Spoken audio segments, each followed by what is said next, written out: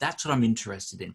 It's the spectrum of how what we value is changing under these circumstances as consumers and as, you know, as organizations and groups of people who provide value out into the economy. How many people should actually be jumping onto that and going, well, this is a great opportunity.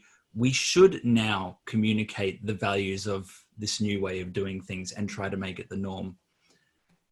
Or are we better off going back to the way things were?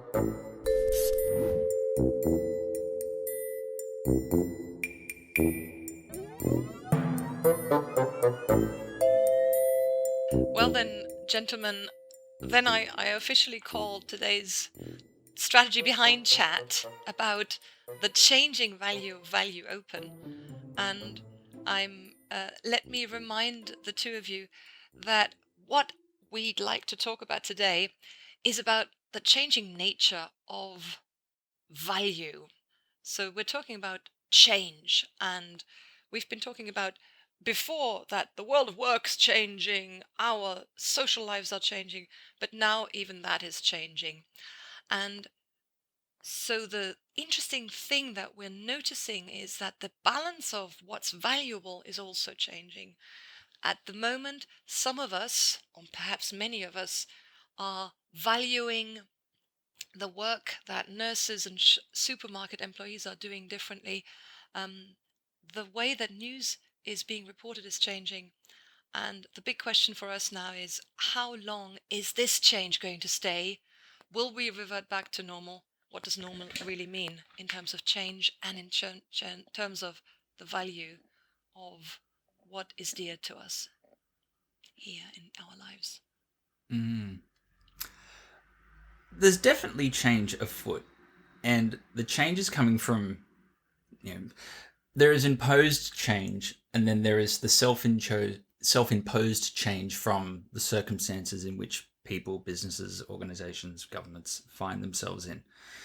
And I think there's a component just to establish kind of the ground of what the change of what is valuable means, just to get a clear definition of how much of it is pulling us and how much of us is us pushing it. There is obviously an aspirational change. Like, you know, I've already seen kind of the drums start to beat in relation to great, we're now going back to normal, which was the climate crisis. Why would we do that? And it's like, okay, so, you know, that is a great example of, you know, some people looking at, basically, I think it is that there are people in society who are pointing out that we have agency over defining how we change.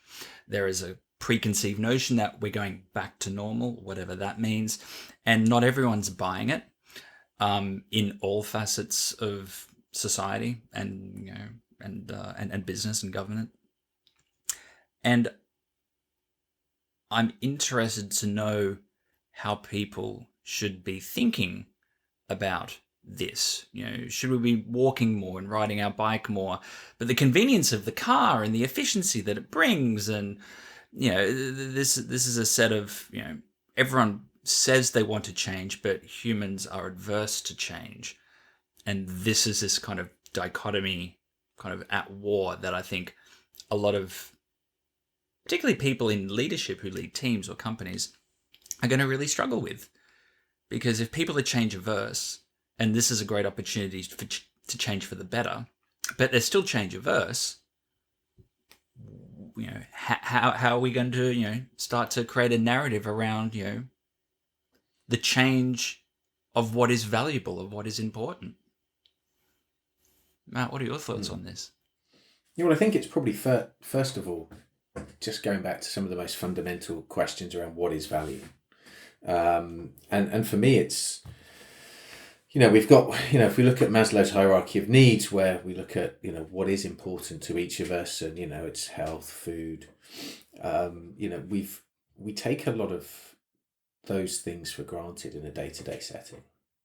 And I think it's helped a lot of people refocus what they value on things that are maybe a little bit more immediate to themselves. So friends, family, the ability to, you know, to feel safe when they go outside, the ability to hug a friend, a neighbour, family. It's 7-8 weeks since I had the possibility to even go see my parents. If now that lockdown has shifted slightly, I think I could go and sit in their garden, but my wife couldn't join me. So all of a sudden you're in a very, interesting place where you can't, we're still not back to a normal where the things that we took for granted, but that had immense amounts of value, are there. So we've still got some of those liberties that we would take for granted gone. And I think that's helping us to value the people in our lives more and the interactions we have with people more. If I look at some of the conversations that I have, when you ask, how are you? And how are people doing? It's no longer just a cursory, I've got to be nice, is a platitude towards being a friendly person. It's actually a genuine interest in how somebody is doing, how whether or not they're healthy, how's their mental state going, because the effects of this, even if, fortunately like me, I can still do work exactly in the same room that I normally do, that, my routine is more or less unperturbed. The general state of the world has changed around me. And therefore it could have mental health, impacts. And so what do I value? I value being able to still get outside and going for a run. I value being able to have food. And maybe I value still having work with clients that are still operating and still being able to do some good in the world. I value being valuable, I guess, in some ways, and being able to add value to things. And so that would be my starter for 10. I'd like to go back to defining what value is and what valuing is. As I'm listening to you, Matt, what comes up for me is that it's true. The things we value, or the value we put on the question, how are you, has changed. Because we now think it's right to go there as opposed to stay superficial and just say, how are you? Fine, thanks. How are you? Fine. So the way we value our interactions is different. And if we define what a value is in psychology, we define it as a quality of being and doing. It's the how do we do things? We do them by saying effectively it is right or it is wrong. I value this highly, I value that low, less highly. And it's at the very bottom of all the different impetus or urges that drive our behavior. So when I normally see, the two of you interacting in a certain way, all I see is, Adam asks a question, Matt either complies, is agreeable, or disagrees, or doesn't comply. So the behavior is either, collaborative, or maybe, leading to some kind of conflict. What's below that is a whole series of attitudes, beliefs, and at the very bottom of that is what we value. So an attitude is, I dislike what you've just said. That's kind of quite at the surface. A belief is more about, if I do A, then B will happen. It's a causal map.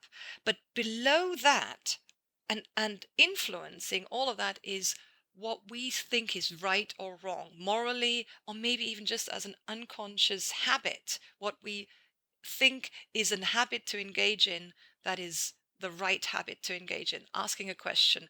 And that's how cultures get created. So culture is a way of almost facilitating the exchange between people to make it easier, so people don't really have to think about what the processes are in which they evaluate, because everybody's buying into it being right, that a man opens a door for a woman, not necessarily because this is anything about gender, it's just practical. Man and woman standing by the door, it's an unconscious habit to say man opens door, woman walks through first. That's how cultures get created. And maybe that's how culture change is now getting created. What do you think? Yeah, it's interesting just when you look at the role of how people's actions and the wider social acceptance of those actions shapes a culture. Where is the tipping point for it to actually get to that stage?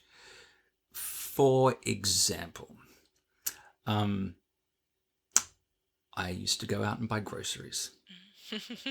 With the collapse of the hospitality industry, a lot of the wholesalers have now turned their hand to retail distribution.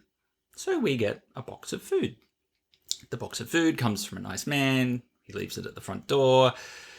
The food produce is amazing. There is a premium to it, but the longevity of this food, because it's locally sourced and fresher, actually gets to a point where it is more beneficial for me to pay that premium to help a local business that otherwise would go under, get better quality food in the house. And I'm looking at this going, okay, so this is a change in behavior that has now become a cultural norm in the home. Do I continue this post this? But that comes down to, what do I value? Do I value convenience? Yes. Do I value quality? Yes. Do I value it coming to my door versus going out and getting it from a shop? Yeah, for me, it's kind of 50-50. And it's what I'm interested in exploring is, that is a very trivial but practical example of how some people are bringing food into their house, and that has changed. If the value proposition that is around that externally imposed change of this is how people are surviving this current crisis, then what is the negative business case of going back to the way things were? And do people even think like that? And is it the role of businesses and people to go, hey, everyone, this is actually good. You're sourcing locally, you're keeping local people employed, you're helping the economy in a downturn. You should be a part of this. And then socializing that as to be acceptable within that particular market then becomes the change. That's what I'm interested in. It's the spectrum of how what we value is changing under these circumstances as consumers and as organizations and groups of people who provide value out into the economy. How many people should actually be jumping onto that and going, well, this is a great opportunity. We should now communicate the values of this new way of doing things and try to make it the norm. Or are we better off going back to the way things were? And this is the battle that I'm seeing starting to play out in boardrooms. It's like, everyone says they want to go back to normal and people don't like change, but we've already walked a long path here. And if with a little bit more effort, we can actually change the culture. We can change the way things are done. But people need to value it. And that's what I'm interested in. Like, what are the drivers of that pull and push? You're nodding a lot. But yeah, Matt, go. I was going to say, so I think just to bring up your food conversation, if I look at the start of this, 7-8 weeks ago, there were huge queues to get in the supermarket, going round, snaking around the car park. Now you go at a similar sort of time before opening and, you may be one of the first in the shop. We seem to be, I've seen on the news that people are going back to a more normal cadence of shopping already, but there's still that convenience of, for me, well, I'm going to go once a week. That's what I'm going to do, because I don't have time to queue up because I'm too busy.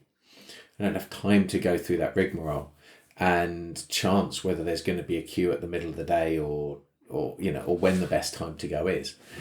So I think there's one side of that is very much around the convenience of being able to get what we need quickly, and it to be, and that's something that we've learned culturally. But at the same time, you're still seeing that people are very wary of the human being around them. And I don't know that that's shifted that much mentally as to how comfortable we are being in other people's presence, especially indoors in confined spaces. And I think that's particularly important in the world of employment, where you start looking at, well, actually, what is social distancing going to mean in terms of what is the value proposition as an employer going to mean to employees? So does that mean that all of a sudden home working is going to be an incredibly valuable thing going on? And I wonder if the relationship of all of those questions, because I certainly don't have the answers, is really to do with how long this drags on for. You know, if we go through, you know, if as we start seeing countries coming out of lockdown, do we manage to keep this virus under control and in check, and we avoid a second wave, then it's a blip maybe, and we'll get back to normal behaviour. If this starts dragging on and we start having this perpetual fear of catching something from somebody else, that's going to change, you know, culture, and it eventually may overwrite some of those inherent desires for human beings to congregate in times of danger. I don't think it'll override our basic instinct to congregate in times of danger. It's far too automatic. It's how we've been wired for far too long. But I think the form in which we congregate and reach out and engage with each other might change because of this. Matt, as I'm listening to you, I'm becoming a bit more optimistic about this being an opportunity for the right type of change in values, you can already hear that I'm valuing change quite highly about society right now. And I'm thinking about learning theory. So I'm thinking about, how do I learn or change any of my behavior?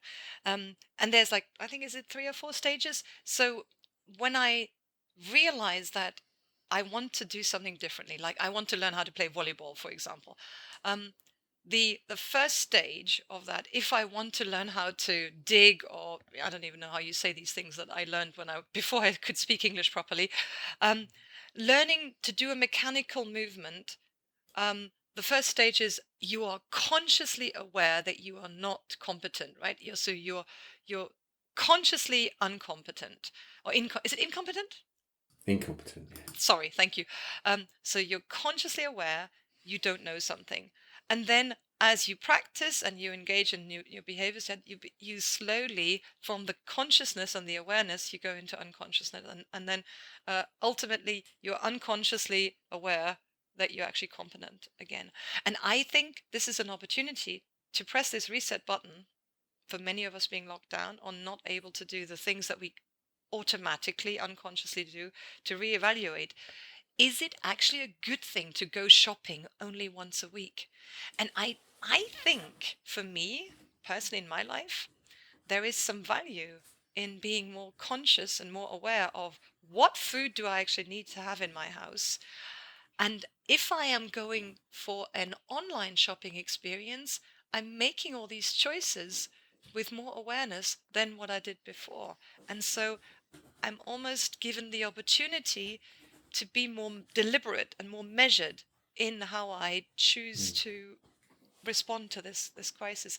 And then for leaders and organizations, the opportunity then is to shape and to open up the dialogue, to say, guys, right now we are at the point of discussing, are some of us going to return to the office? What is going to be good about this? What is going to be bad about this? What will be the consequences be for families with children? What will be the consequences for single men who don't have a lot of contact outside of the last 8 weeks? Can we have an open dialogue about this, and then deliberately make choices so that we can bring the whole group with us in terms of shifting what we all collectively value and what we all collectively believe is the right thing to do, the way we do things around here. The way we do things around here. It's great.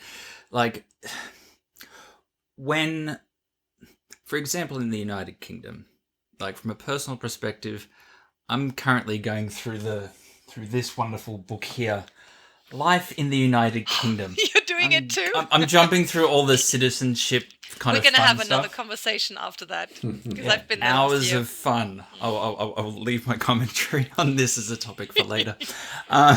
However, one of the values of life in the UK to protect the environment is to shop locally. It's in the book. Now, obviously, that is a explicit stated thing as a government line. This is how we do things around here. Prior this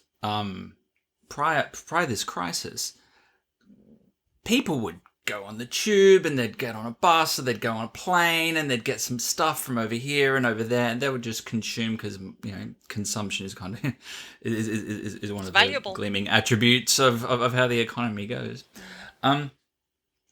And there is, when looking at a change in what is valuable, I think there is a point around reliability and simplicity and efficiency.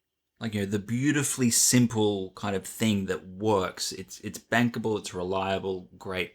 Now what has happened in recent times is that there is now a human narrative being wrapped around it. Matt, to your point about, well, now when people ask how you are, they're not expecting good. They want to know, is your family okay? Are you safe? How's your health? How's your mental health? Like, you know, there is a humanization of interaction.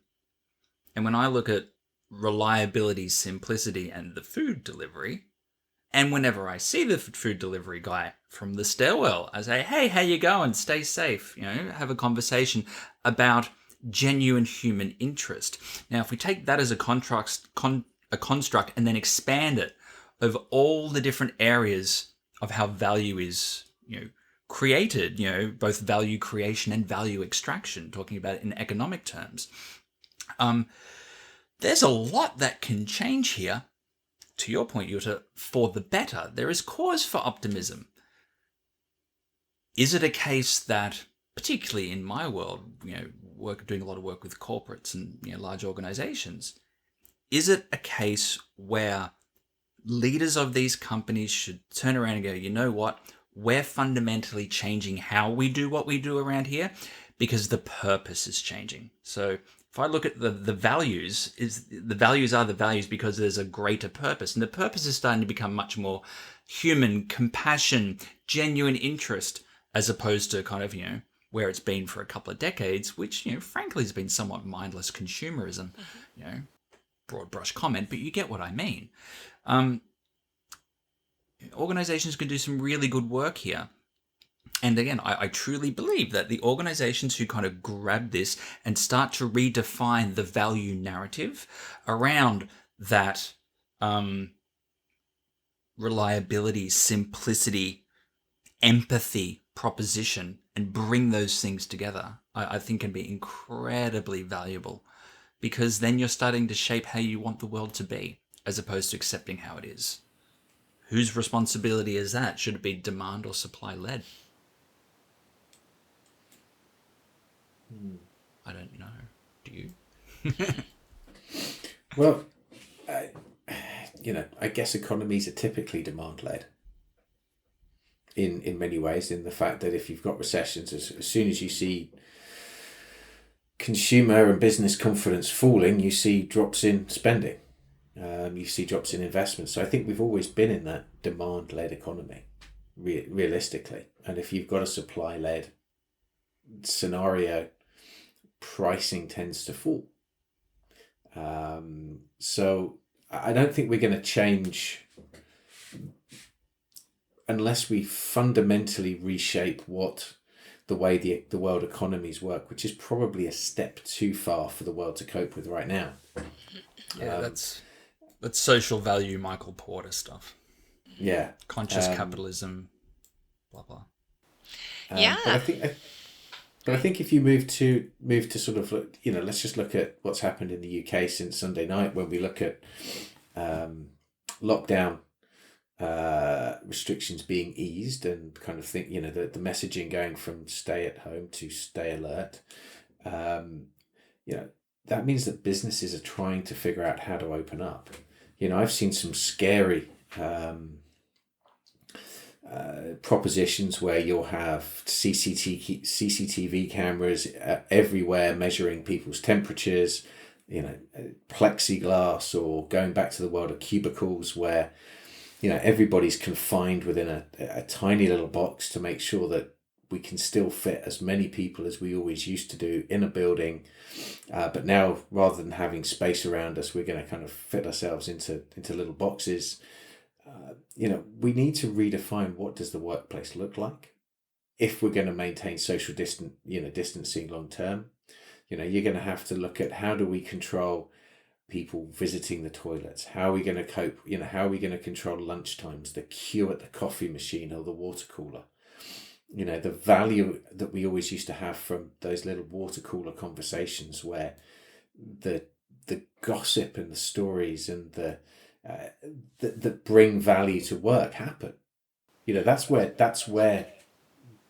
people are scared of losing when they say people can work from home, as well as the ability to see if somebody at their desk or not. I do have a concern that in the rush, in the scramble to start creating and producing and being economically productive, we forget the human being in all of this.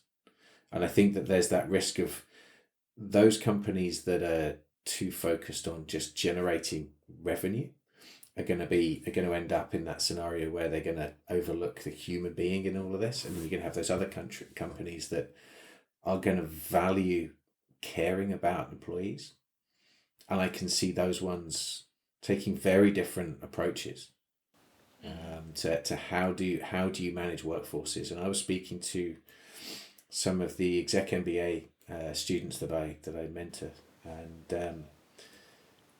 they're looking at how do we create one-way systems at work? How do we make sure that we've got half a day in the office and half the company in the office and then the other half at home, and staggering days in the office and making some of that optional, but knowing that people actually need human interaction. What is it we need to do around face masks? What is it we need to do around air conditioning systems? Do we need to switch them off? Do we need to install HEPA filters? The conversations that you get down to are so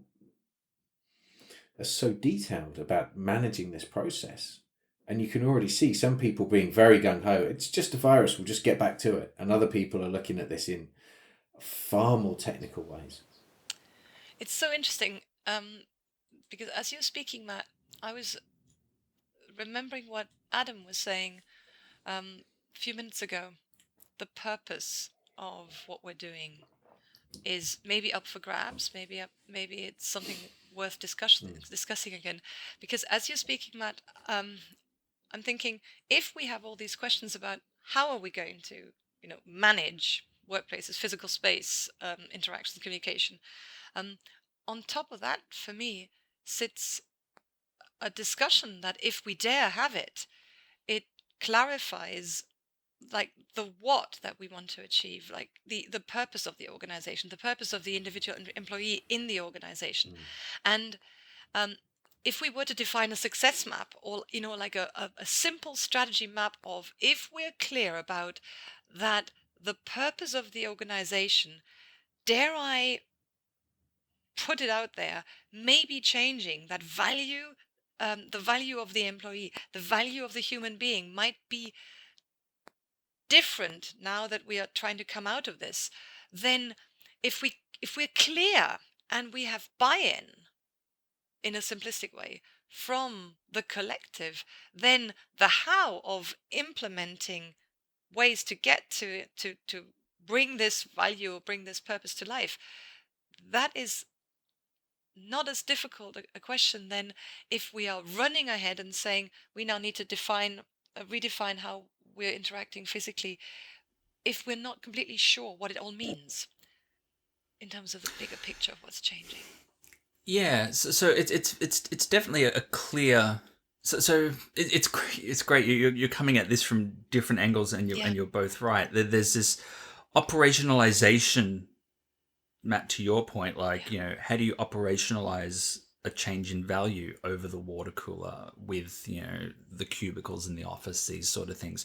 And then there is a fundamental, if we know where this change in value takes us, a more sustainable organization, a unique competitive advantage in a target market, more trust from customers, looking after people better, whatever it happens to be, people are creative. Humanity has proven itself to be relatively innovative. If we know where we're going, we'll work it out. And that's how historically we've done it. If we know where we're going, we'll work it out. And it's, I think, maybe knowing where the destination sits of, okay, we want our organization to be, to have a more sustainable and transparent supply chain, which has, been a conversation everyone's been kicking around for 5 to 10 years, but here's the opportunity to actually do it. We want to signal this out to market because we want to change our customer makeup. So, we want to go for a more green economy, sort of a slant on, the widgets that my factory is making. And by doing these two things through some analysis, I believe that we can leap our next biggest competitor, because we're not competing on the cheapest, strongest quality of widget. We're actually competing on those things plus something else. It's this evolution. Like, we're talking about the evolution of value. I think for that to happen, people, structures, organizations also need to evolve. And, to be ahead of that curve, obviously you need to understand that the market truly wants this. But I think irrespective of, market testing and going out and kind of just, trying to gather the data so someone in kind of, in FP&A can model it, it's, just look at your neighbors, look what's happening in your house. People are genuinely interested in the well-being of who you are and where you're at. And, it's, like in a couple of countries, there's been big calls for, frontline workers, staff, teacher, garbage collectors, shelf stackers, food deliverers, taxi drivers, all of these people for their minimum wage to go up. It's because the value of their contribution has now had a spotlight shone on them. And I haven't come across many people who have been against that as an initiative.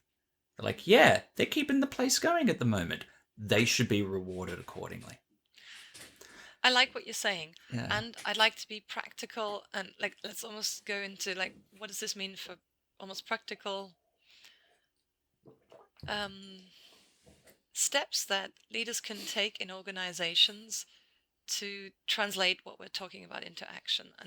And Adam, you've just said it would be great, we should really know where this is going, right? We should know what this will look like, or what the data about market proposition, about competitive positioning will look like if we choose A or B.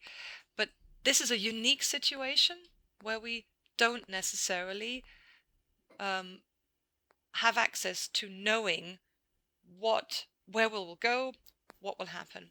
So environmentally, we are in probably more uncertainty than in a lot of situations before.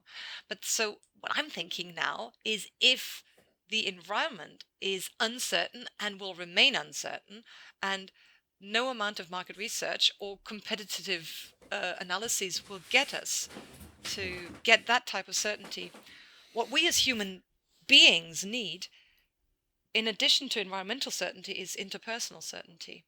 And that's what we can build. And so this is why I hope you can pick up on this, practical for leaders. We do need to know where we're going to go. We do need to know what the purpose of our organization is and how it's changing. But if we don't know this in response to the situation, what we can absolutely focus on is to be sure that you two have my back, to be sure that you and I are a team that is a team that works for me. So interpersonal certainty is a real good strategy to go to if environmental certainty is not something we can provide. Adam? Yeah, this concept of interpersonal certainty is brilliant. I love it. When I think it through, there are people who will be able to get there easier than others. Horrible broad brush generalization. There are countries in the world that, as a part of their identity, are very firmly anchored in individualism. What is individualism? It's the habit or the principle of being independent and self-reliant. And I look to the United States because identity, self-liberty, all the good things. Great. To create this interpersonal kind of construct, one must be vulnerable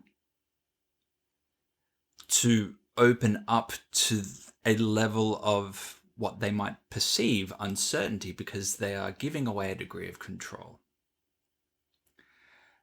And, when I look at it on paper, there are power in numbers, there are different capabilities, it makes sense, not every man is an island, blah, blah, blah. It all makes perfect sense. But when you look at the change that's required to change something like, to implement a cultural change in society, to be, more caring, there are structures that, let me think about this. There are structures that bring people together and create that unity. Sporting teams, nationalism at the Olympics, or whatever. There's things that bind people together, and people enjoy that. But when it comes to the things that are important to them, people have a tendency to make sure that things are done, and they usually trust themselves more than they trust others. So there's this element of trust here. And if you have someone like a government or a big organization going, we're now going to change what is valuable in how we are, and you should follow us, and here is the value proposition, I have to buy into that. Am I changing who I am to buy into that? And what is, and is that different for different people? I'd imagine it's probably a very different experience, which, if it's different for different people and it's complex, like all good things are, maybe that's a risk, increases the risk of, changing value failing, and therefore it might push us back towards, something that's warm and comfortable, like going back to how we used to be. Yeah, it's interesting because as you were both speaking there, for me, as we look at that that interpersonal certainty, it makes me think about moving back to sort of a more tribal way of living, where you had small groups of people that you could really trust to have your back. Over time, these would be the people that you would go hunting with, that would look after kids. If we look at society in the Western world, and in many places around the world as well, we've typically moved away from the places we grow up, the families and the support structures that we grow up with, and we end up moving to different places, different countries. Even 2 out of 3 of us are living in different countries than they were born in. Right now, I'm feeling almost relatively untravelled, having only lived a couple of years in other countries. But you need to read this book. I probably do, actually. Yeah. But for me, it feels like, do we need to come back to a more tribal way of living in some ways, and not in the tribes fighting tribes, but actually having that support structure locally? I mean, you've seen sort of people putting flyers through doors saying, if you need help, here's a number to call if you need this. We don't have that normally. We don't have that caring side of even local council normally.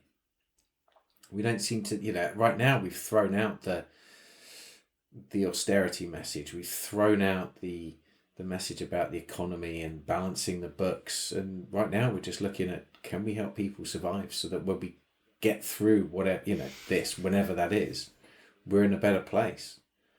We're in a place where we can thrive, and we've not overwhelmed healthcare systems, and we've not got, the dead lying in the streets like they had in, during the times of the plague. And I wonder if we're going to end up seeing more, maybe not tribes, but certainly more community, bigger community focus going forward. Yeah. So Jutta, I have a question for you on this point. Is it a circumstance that change has a higher probability of adoption if the impact of the change is seen locally? So I'm running with Matt's tribe kind of assertion, and I'm looking at the delta between what it takes people to change and the value of changing. Because, if we all go, okay, look, I'm going to buy this shirt from somewhere and I know it's more sustainably sourced, but I never see or hear, out of mind, out of sight, versus I'm going to buy locally and I can see this. Do you think there's this potential, like, it's almost like a glocalism sort of an approach? I'm going to think globally, act locally. And, I'd love to hear your thoughts on, the cause and effect of seeing the impact of one's actions and how much they're a motivator for change.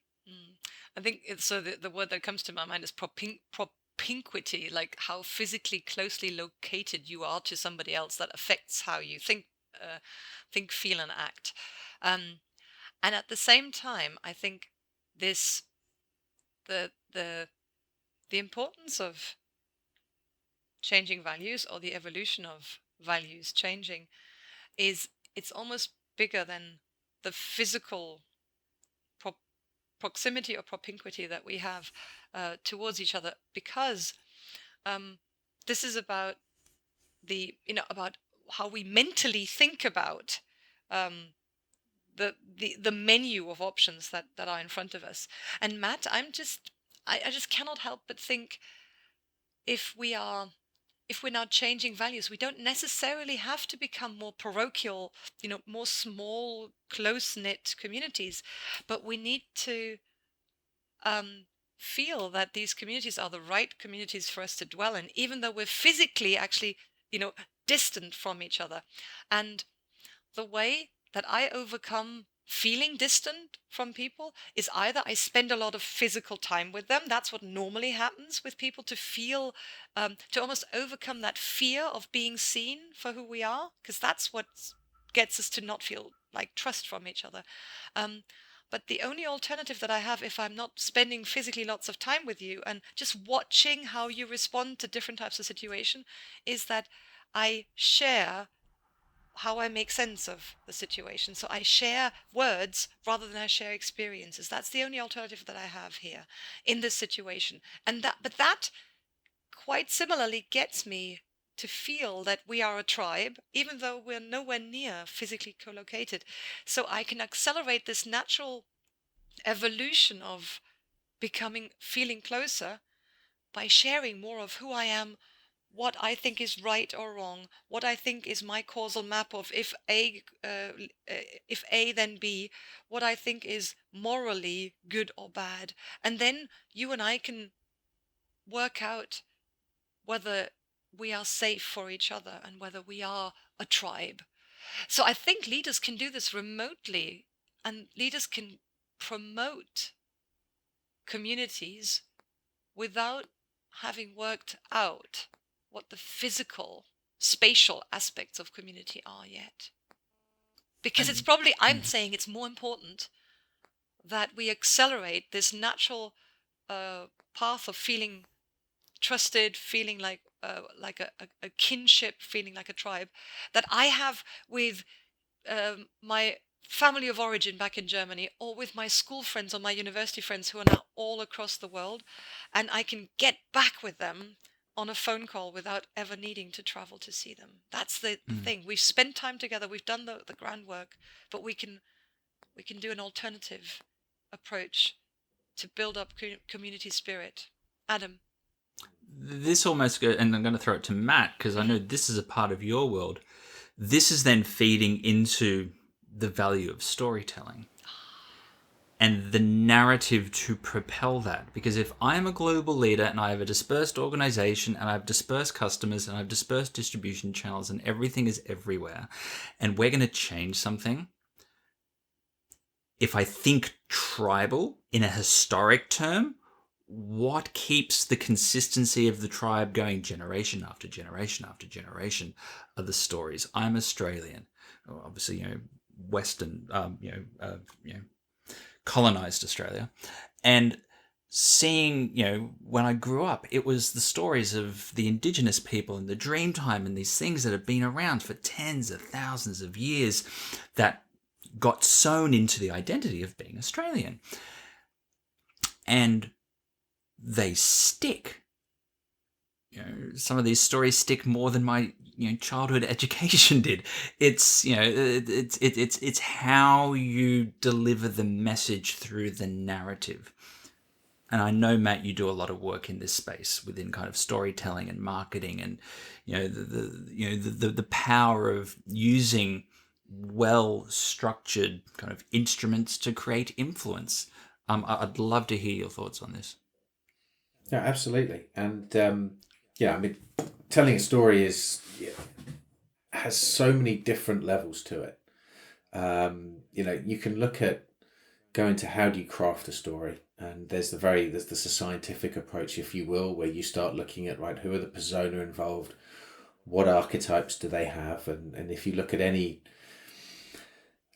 typical movie or story that we like, typically there are different roles that people play. So whether there's the king or the hero, the outlaw, the princess, whatever it is, you have these archetypes that organizations and leaders can embody and can use to talk about themselves, the people within the organization and the organization itself, and then the environment outside as well.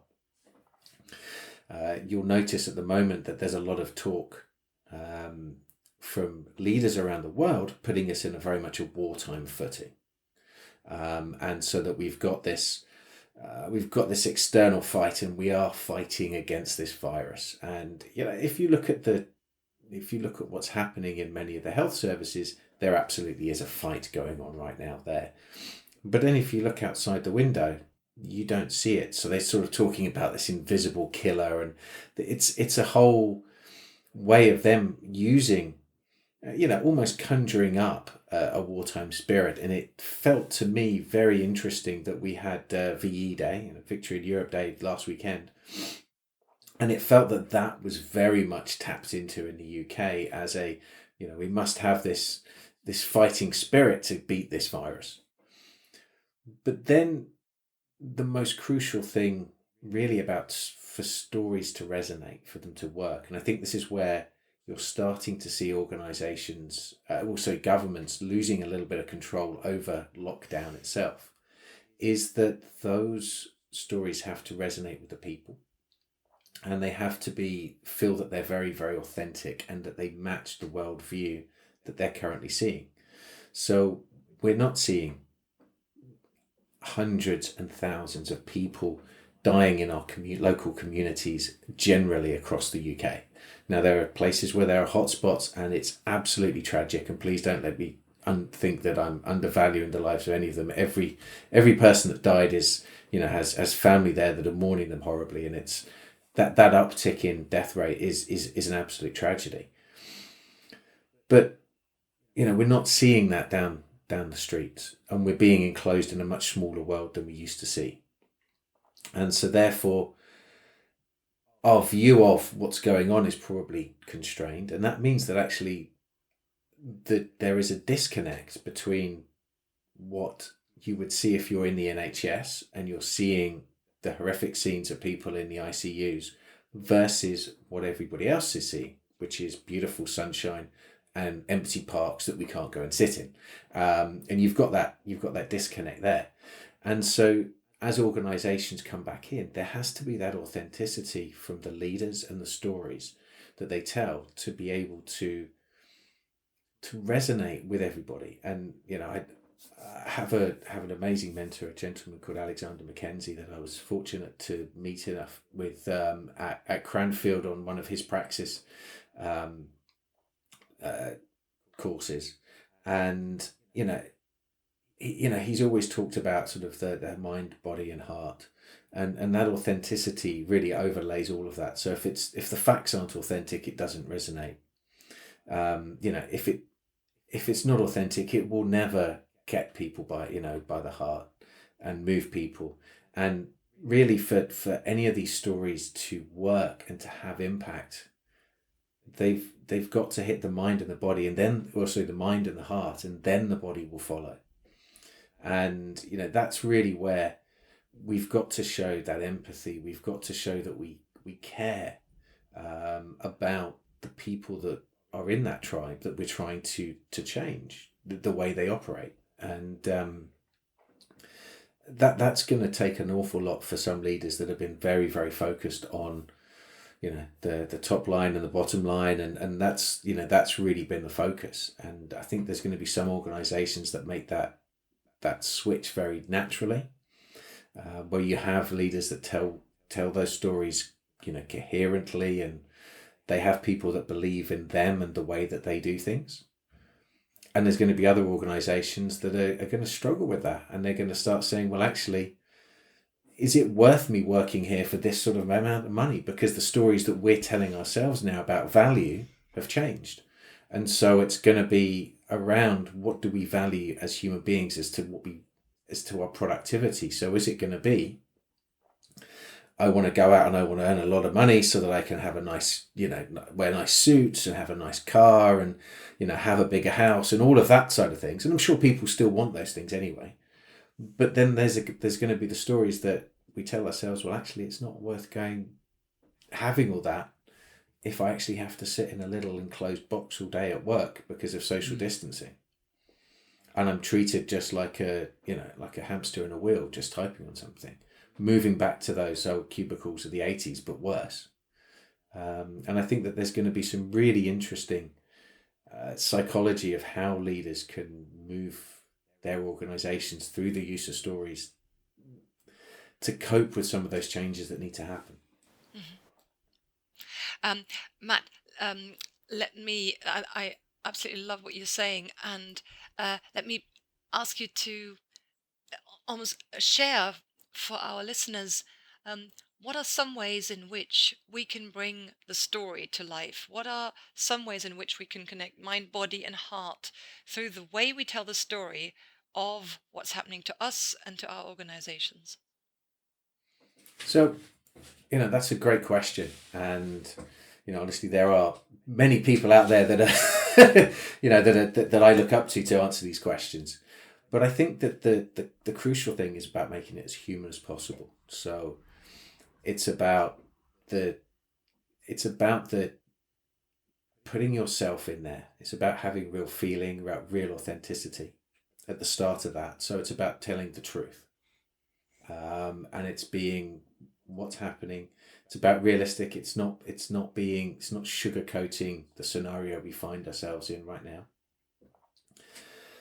And it's about being honest about the fact that we don't necessarily know exactly where we're going to end up through this, but we can talk about the things that we value, the things that are important to us, and then look at those stories around, I like to use start off by going through a process of looking at the archetypes. So trying to understand, well, actually, what sort of organization do we want to be? Do we want to be an educator? Do we want to be the court jester and be the joker?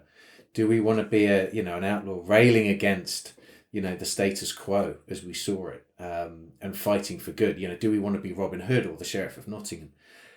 We don't tell the story as that person, but it helps to give us an anchor for then the kind of narratives that we tell. And then that there's a really powerful set of should we say structure for storytelling, where you use something called Freytag's pyramid. It's fairly simple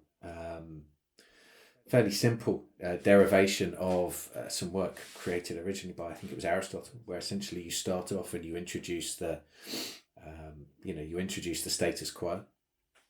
Then typically you go through sort of this, what they call rising action, where you have something happens and your proponent is something changes. So, right now you'd be looking at, hey, we've got a virus going around outside. That could be that the village is burned down or whatever it is that happens. You then typically, that your hero or proponent then typically meets somebody that is going to help them on their way, whether that's King Arthur finding a sword, or it's you find the kung fu master, or whatever it is. Maybe you meet the hero or the heroine that's going to or the love of that person's life, whatever type of story it is. You then get to the point where you have the big clash, sort of that sort of rising, the kind of the key point where you have that moment where you know that nothing is going to be the same again. You then have the area where you start seeing the fight play out towards the end game. So whether that's the clash between the lovers, or the clash between the things, it's that point where you think that it's never going to happen and that the world is going to end for whatever reason, and then at the end of the story you have the resolution and then the happy ever after. And you'll see that in nearly every single story that you watch in Hollywood. You can map it out. And it's what's fascinating is that those stories can be an hour and a half long. And of course you have more twists and turns. They can be 2-4 hours long. You can have those mini pyramids that build up across a huge story arc. Or you can do that in 30 seconds in an advert. And there was a great piece of research looking at the ads that have impact in the Super Bowl. And what happens with those ads is that they looked at what had the most impact, and they measured that on people, and they actually measured something called oxytocin. Oxytocin. Sorry, I'm thinking about the drug, not the hormone. And basically you see when it's a hormone that looks at that we released when we're engaged and that we're feeling positive, and so that hormone helps build trust. It helps build everything, and it's released by stories. And they studied the release of that, but when people were watching, advertising on the TV. And actually showed that we had that adverts that talked about stories, that used stories, were so much more powerful than those that used any of the other metrics that advertisers would typically use. So whether that was using cute kittens or anything else, none of that worked. It was really the story, and if you had cute kittens with a story, that was kind of a game changer. I think this is gold dust, Adam. I just wanted to say this is everything that you've said. I've been writing down as practical instructions of what we can do to create a story that resonates, that helps us and that helps others connect with us. Adam, over to you, because I noticed you were getting ready to talk as well. Yeah, no. But wasn't that fascinating what Matt was just saying here? Absolutely, because it's understanding the vehicle in which the communication is received sometimes is more important than the words that are in the communication. Ooh. Yeah. Say that one more time. The vehicle in which the communication is received is sometimes more important than the words in the communication. Mm-hmm. Yeah. It's not true that words don't matter. I can say, and there's thousands of different kind of ways that I can say, here is something you should know, versus here is the story of something that happened to someone, and this is the twists and turns, and the emotional buy-in, and then they learnt this thing, which is what I'm trying to tell you. Guys, when we're coming back to how you say it. It's not what you do it, it's how you do it. It's the value that you place on different aspects of the message. This is our topic. So we're coming back to the beginning of why we're talking about this. So Adam, keep on talking about what this means for you in terms of practical instructions of how do we package the things we need to talk about? How do we communicate? How do we shape the story of what needs to happen next? It's a complex question that you propose, because I was about to tip this whole thing on its head. Go ahead. So a couple of days, maybe a week ago or so, I read an article by a woman by the name of Sabrina Mark, and she's written a piece in the Paris Review, and forgive my French because it's not because it's the Paris Review. The story is called "Fuck the Bread. The Bread is Over." And it is a phenomenal piece of literature. So this person who is currently either a professor or is going for a professorship at different universities, and she's traveling around, she's doing all these things, and she tells the story of how in January or February this year, she was final round and she's getting tours of the library and shaking hands and meeting people and all these sort of things. And now here we are 3 months later and the whole thing's just materialized into dust. And what it actually means, and what it means being in pursuit of those things in light of what has now recently happened. So she's looking at the delta of what this actually means, and she compares it. She takes this phenomena and translates it into kind of the vehicle of fairy tales. Wow. So it's absolutely fascinating. And she's not looking at here's the fairy tale, meet the prince, blah, blah, blah, the happily ever after. She's looking at the inverse. To go, if, for you to, free this maiden from the castle, you must turn this bowl of ash into rope. And if you do it, you will succeed. So what happens if you don't? In the context of the fairy tale, you collapse into bones and you disappear into dust, and the winds of change take you off the page and you're gone. Because a lot of the stories only focus on having the capabilities or the experiences or the actions that reach the outcome. And there are a lot of people in fairy tales who are at the start who are not at the finish. Right. Mm-hmm. And when you look at the dark art of storytelling, how do you bring everyone along in an inclusive way that shapes the objective, the purpose, the value as to what we're actually going after in a way that brings everyone along? And at least, it's not a big read, but I've read it twice. I found it absolutely fascinating because the way that I kind of picked up this review, this article, and then started to internalize it in the context of this conversation is one where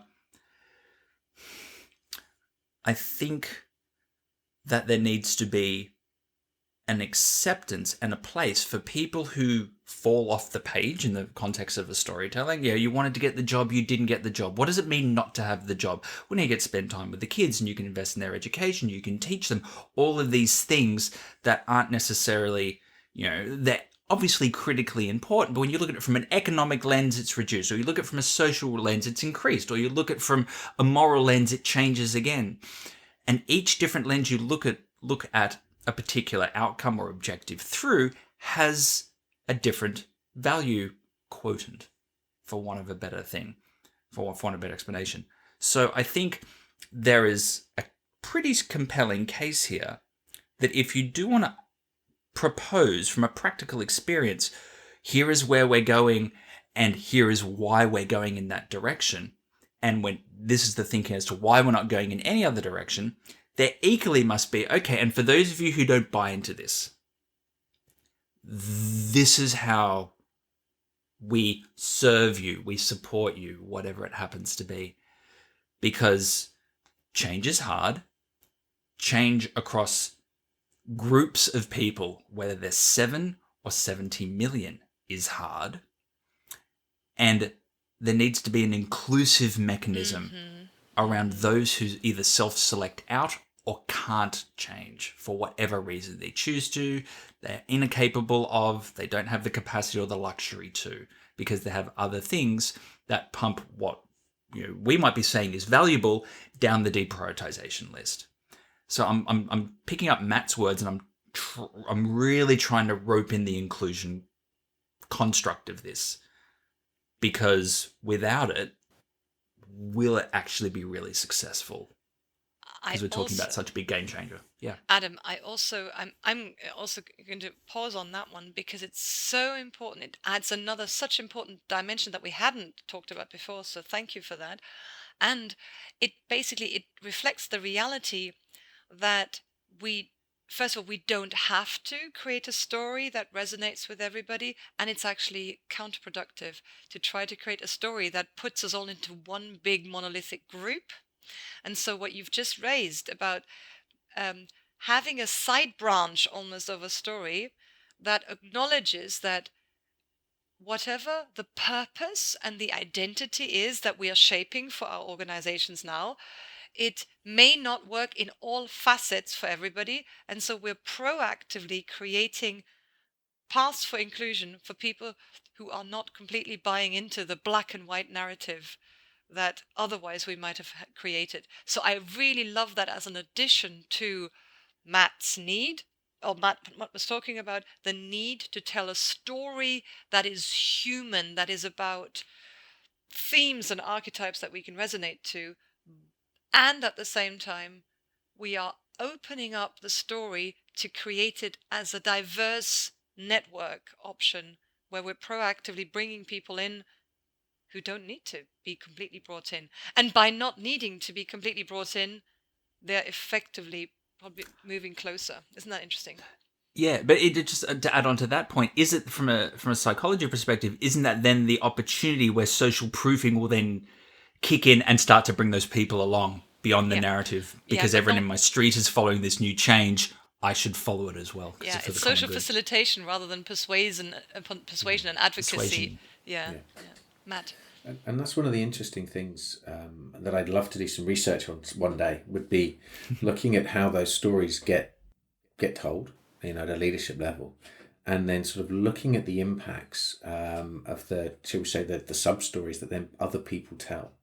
So how do they change when, when you've got those water cooler moments, whatever they are, what are the, are people saying this is nonsense, this story is terrible, and are they saying this is, this is great? Are they, if we look at the stories that have come out in the press over the last the last 24, 48 hours in the UK, there's been a lot of talk about confusion. Then the message itself was pretty clear about that what Boris Johnson actually said. His words were clear, but the application of how that vision is put into place, even a 50-page or 60-page document that I've got on my desktop right now, and have read, it doesn't cover all the contingencies. So there's a lot of confusion because you're talking at a high level, and I've encountered this in the past where you paint a broad picture, but you have to have managed to. If you haven't got the detail of how the specific people are going to interact, then interact with that story and the key challenges that they're going to foresee straight away, you've got to be able to cover some of those in those stories as well. And I think part of the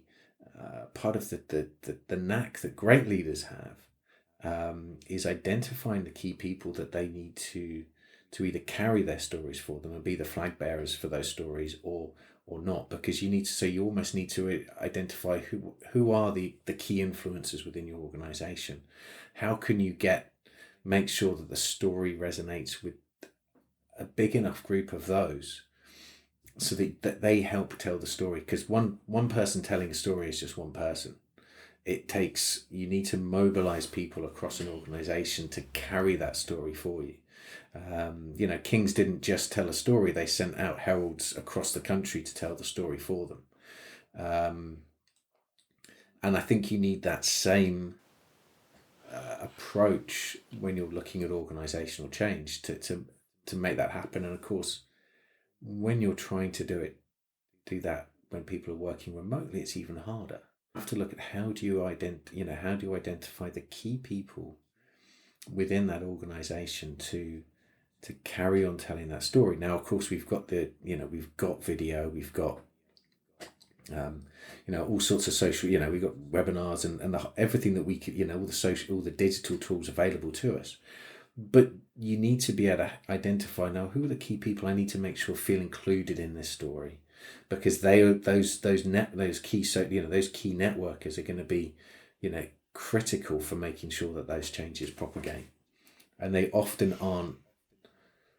those people often aren't the people that you would necessarily sit within an organizational hierarchy. And I think, just to build on this, on your points, Matt, from a very practical application, kind of execution perspective, I think that there is this criticality, within kind of the influence mapping and understanding who those influential people are.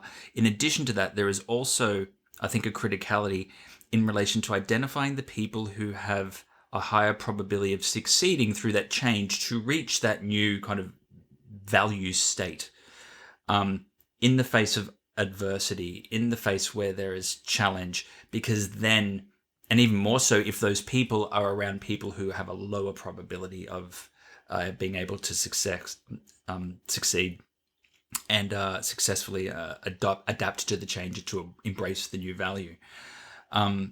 Because then you have kind of evidence, artifacts to perpetuate the story, the narrative, to give it that momentum. Yes, influence is a capability is a capability that's required, but in addition to that, observable impact of people living what is being influenced, I think, would also be something incredibly strong. So if you are looking at kind of changing the narrative, moving the purpose, introducing a new set of values into a team, a group, an organization, a structure, make sure that people who have a higher probability to accept and succeed in that change, and use that as evidence, will push you down the right path.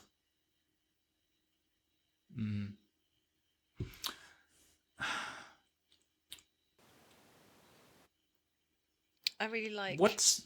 Sorry, go ahead. Yeah. Go ahead. No, I was just thinking out loud here in relation to. Go ahead. Go.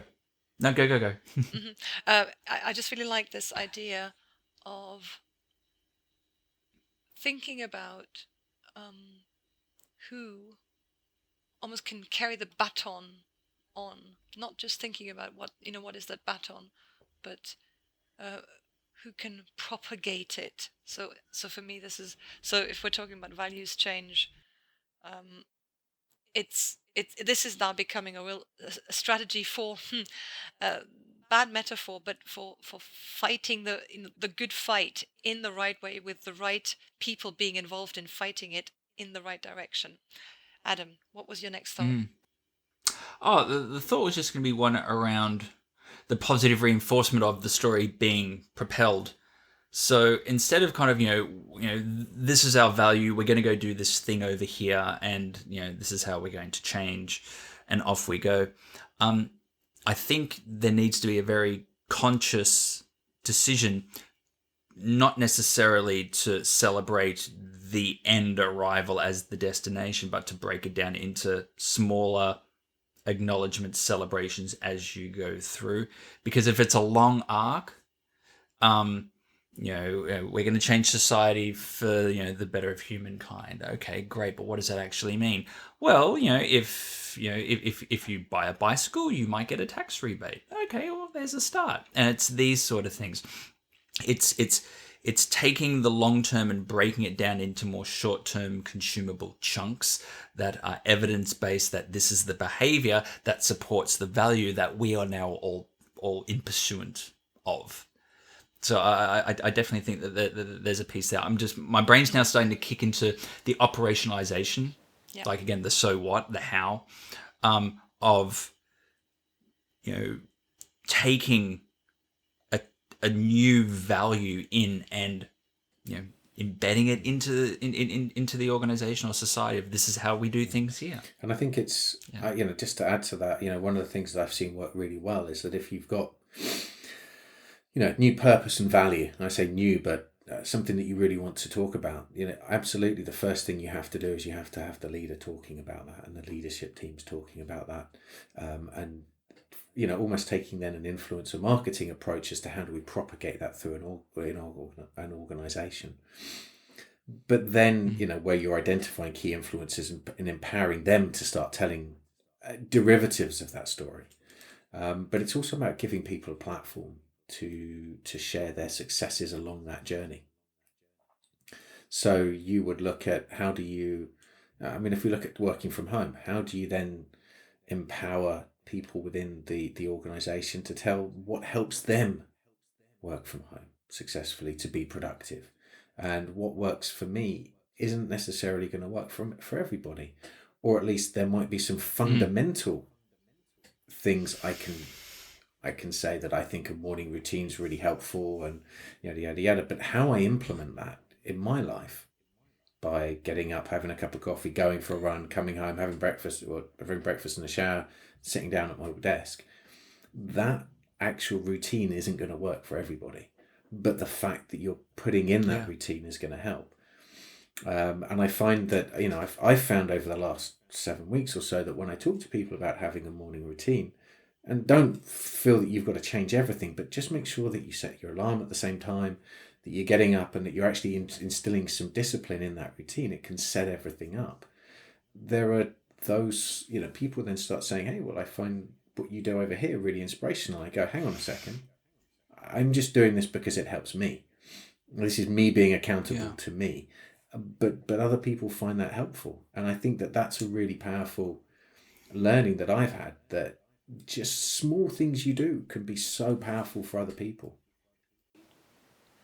Matt, I love that. And I'd like to take stock of the 3 elements that we've now got in my book. We've got the first thing to embed or a reprioritized value is to tell a story that's human, that's inspiring, and that creates a narrative that I can relate to authentically. The second one, Adam added that, is to open up possibilities for people to not completely come along, to create inclusion for people who may not feel included. So I'm creating a branch. That's my second bit. The third one that you've just added is an opportunity for people to share and chew through and digest whatever it is whatever story you are telling, how you've been trying to be inspirational and influencing and creating opportunities for diversity and inclusion.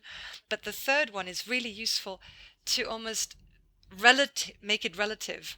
It works for me to have a morning routine. It doesn't necessarily work for you. Adam, what works for you? So we're now almost democratically rolling out this proposed change, and we're getting feedback, and we're creating a breeding ground to get it to be embedded in different incarnations. So those are the 3 big things that I've noticed. Adam, what's next? Yeah, absolutely. I think, I've got 2 kind of big takeaways here.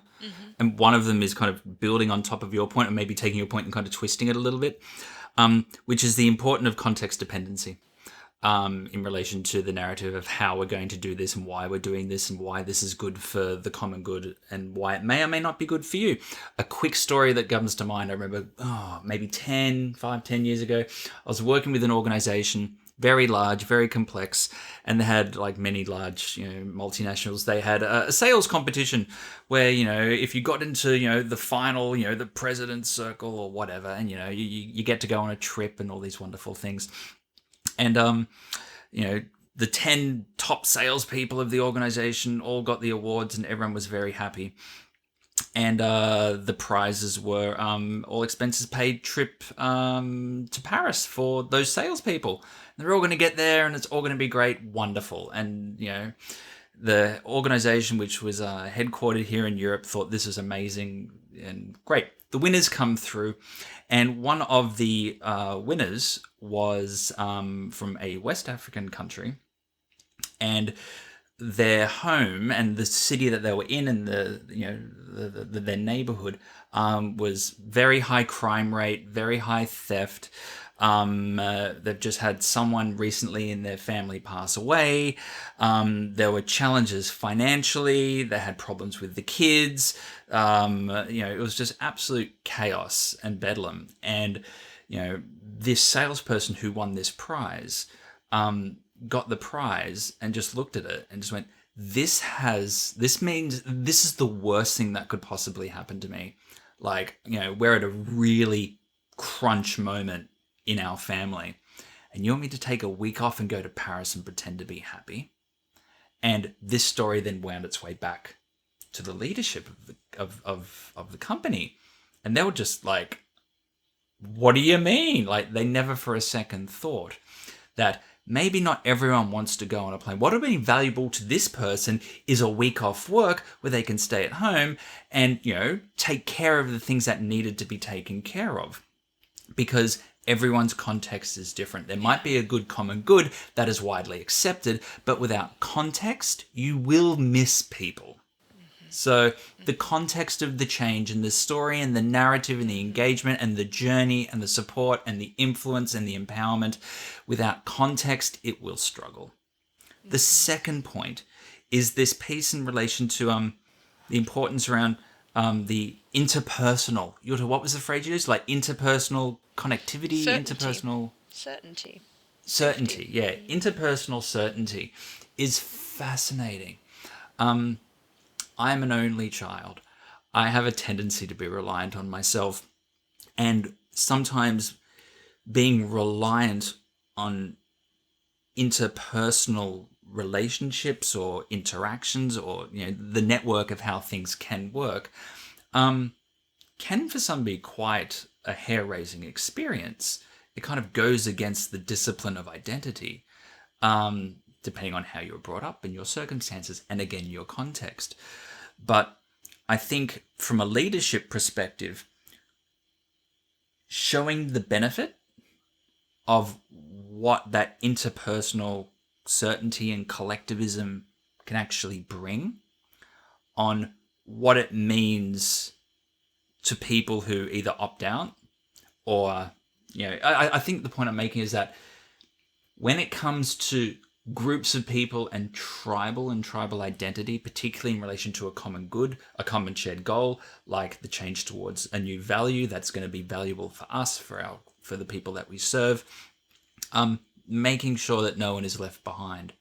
And it's, again, now that I say it out loud, both of those points aren't too far from each other.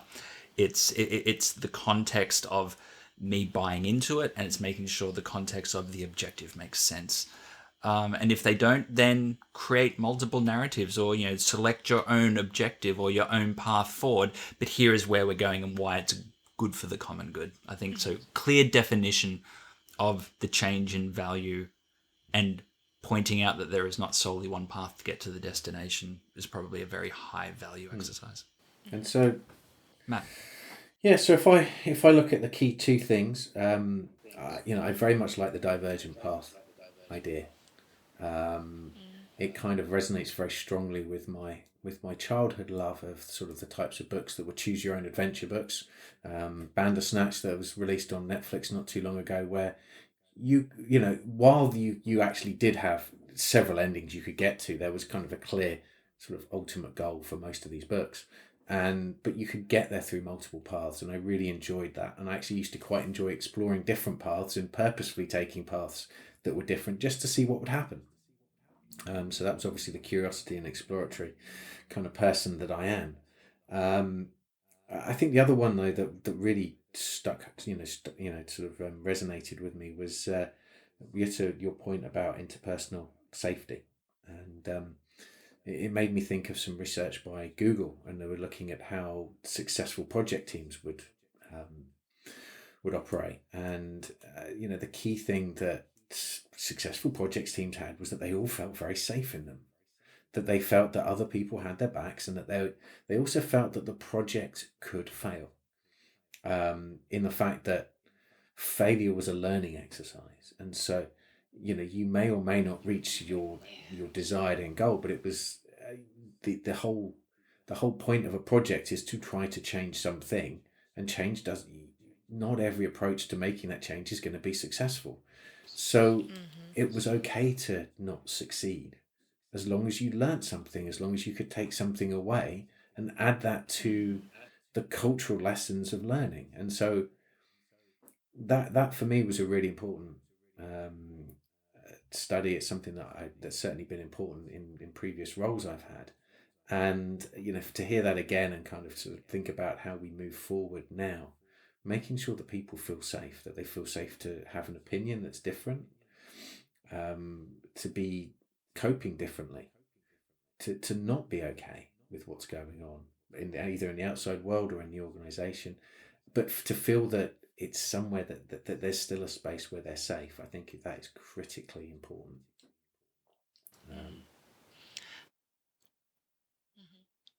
And thank you for that, Matt. And I wanted to pick up, in addition to what you guys have summarized just now, it really resonated with me and closed the loop that you had said earlier, Matt, that we need to anchor around a question that's a little bit around purpose, identity, about who do we want to be. And who do we want to be goes back to a discussion, and I would encourage anybody who's listening to this to think about and to have an open discussion with the people around them about how do we want to do things, what are the qualities of being and the qualities of doing that we want to have a bit more of, and what are some things that are maybe less in relation to the purpose or the who of who we're defining right now, and then use that as an anchor around the actions that we've been discussing. And that's a really nice thing for me to focus on as my big takeaway. What's the anchor of the values that I want to move towards, and what are the values that maybe are now outdated 2020, knowing about COVID-19? Yeah, I like that. Definitely. So the value, the evolution of value. That was really good. And the best thing is that there's going to be more. Watch this space. You got it. Can't wait.